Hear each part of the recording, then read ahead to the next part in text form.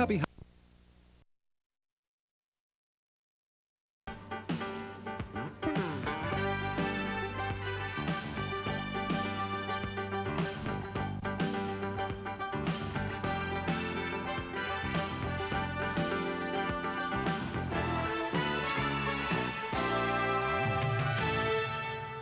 Thank you and welcome to the show today. The topic this morning is Dr. Martin Luther King Jr. at the 21st century. And of course we have to talk about Dr. Martin Luther King Jr. and where Dr. King stands in the 21st century, at the beginning of the 21st century, Dr. Lewis V. Baldwin. Dr. Baldwin is a professor of religious studies at Vanderbilt University. And of course, Dr. Baldwin, let me welcome you to the show today. Yeah, great to be with you again. And to tell you, Dr. Baldwin, how delighted we are to have you. Great to be here. And it's good to have you because we're going to deal with a topic that I think to be not only a topic that's made for you, but I think it's a very, very important topic because what we want to try to do today is to look at Dr. Martin Luther King and his relationship with the 21st century. That's and to have you to do so. That's right. But now, Dr. Baldwin, before we do that, let's have you to give our audience, and there might be a few people who might not know Dr. Lewis V. Baldwin from this show. I doubt if there are many, but who might not know you from this show. But give them some information in reference to your background, your education, and some of the things that were important in your life that eventually led you to this particular seat this morning. I grew up in Camden, Alabama, Wilcox County, Alabama, which is known as the so-called Alabama Black Belt. I was born there in 1949, grew up there, attended the public schools, which of course were segregated at that time, graduated from Camden Academy High School in 1967. And in high school, I had an opportunity to participate in some of the demonstrations that were occurring in Alabama at that time, civil rights demonstrations. I left Camden Academy High School and I matriculated at Talladega College in Alabama. And I graduated from Talladega in 1971 with a BA in history and went from there to Crozer Theological Seminary in Rochester, New York. From there to Northwestern University, where I received a PhD in 1980. In 1984, I started writing about Dr. King and the civil rights movement. So I've been writing about, writing on that subject now for more than 20 years.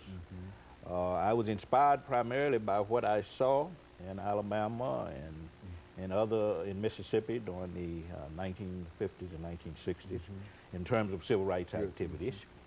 I was also inspired to write by my own participation because I had a chance not only to observe but to participate in some of the demonstrations and to read the works of people like Martin Luther King Jr. and Malcolm X and others who were involved in the movement, and that served as quite an inspiration for me to do my research on the life of Dr. King and the civil rights movement. And so you've been involved with, as you said, for the last 20 years, and it indeed has really been a life work. A scholarly work nevertheless, but it has been a life work with you in a real sense. And so, Dr. Baldwin, what we'd like to do today, as we said earlier, is to look at Dr. Martin Luther King and to sort of have you to update. As we said before, we still believe that the classic in terms of Dr. Martin Luther King is the piece that you gave us back in 1997 called Martin Luther King. You see, and I don't think that we can top that. But nevertheless, much has happened since then, and of course you've been with us on a number of occasions. But this should give you an opportunity to talk about Dr. King and why he's significant for this particular century. I'd like to talk about King on two levels. First, in terms of his meaningfulness for our times, and then to talk about where the scholarship is going on Dr. King in the 21st century. I always think, as I'm writing, and I'm writing 4 books on Dr. King now, some of which are collaborative efforts. I'm working with other scholars. But we all move from the premise that Dr. King is indeed meaningful for the 21st century because many of the issues he tried to address, or many of the issues he addressed in the 1950s and 60s are still with us. The issue of race has not been resolved. Dr. King, as you well know, saw race as one of the great barriers to human community. And we're still addressing that particular issue. We are addressing the issue of poverty. And I think the recent tragedy in New Orleans highlighted in a very serious way the problem of poverty, of classism, of economic inequality in this country. And Dr. King always said that another major barrier to human community is poverty and economic injustice.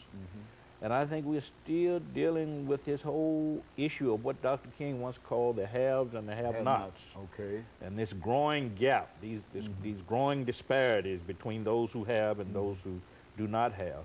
But I think the problem of poverty has gotten, in some ways, even worse since his time. When you look at the problem of homelessness, for an example. So I think his ideas about how to deal with poverty are relevant today, and also when it comes to the issue of war. We talk a lot in this country about creating a culture of peace, a culture of life, but Dr. King was about that. This is what his whole nonviolent philosophy was about. This is what the nonviolent crusades he led in the streets were about.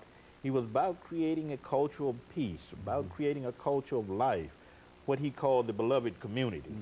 So I think we have to understand him at that level. Okay, well, let's hold it right there, Dr. Baldwin, for this first commercial break, and then we'll allow you to pick that up. And we'll be back with you following this very, very short commercial break.